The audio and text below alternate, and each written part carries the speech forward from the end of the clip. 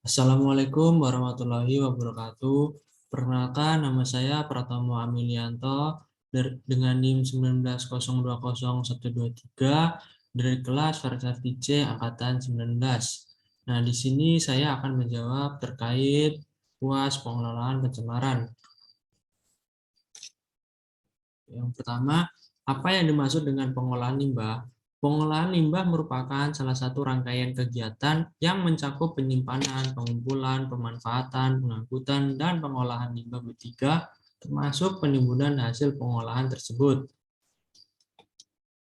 Yang kedua, sebutkan dan jelaskan karakteristik limbah B3. Yang pertama ada mudah meledak. Nah, limbah mudah meledak ini adalah limbah yang pada suhu dan tekanan standar dapat meledak karena dapat menghasilkan gas dengan suhu dan tekanan tinggi lewat reaksi fisika ataupun kimia sederhana. Limbah ini sangat berbahaya baik saat penanganannya, pengangkutan, hingga pembuangannya karena bisa menyebabkan ledakan besar tanpa diduga-duga. Adapun contoh limbah B3 dengan sifat mudah meledak misalnya limbah bahan eksplosif dan limbah laboratorium seperti asam berikat. Yang kedua ada pengoksidasi.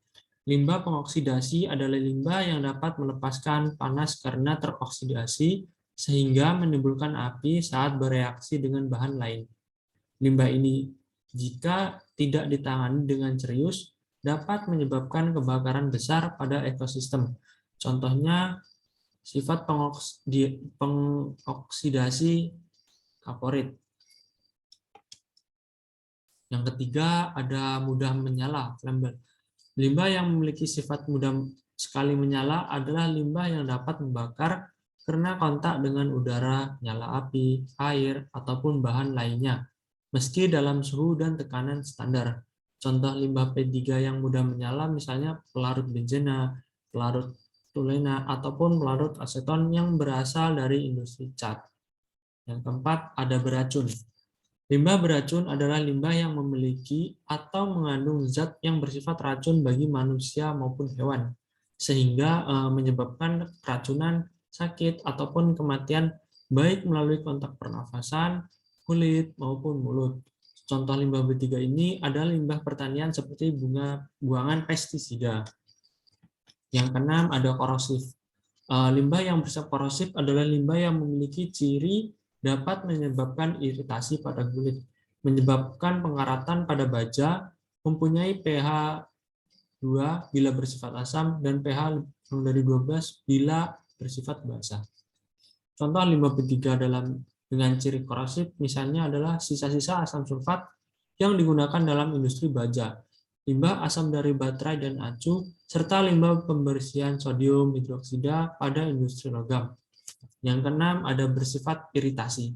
Nah, limbah yang dapat menyebabkan iritasi adalah limbah yang menimbulkan sensitasi pada kulit, peradangan, maupun menyebabkan iritasi pernafasan, pusing, dan mengantuk bila terhirup.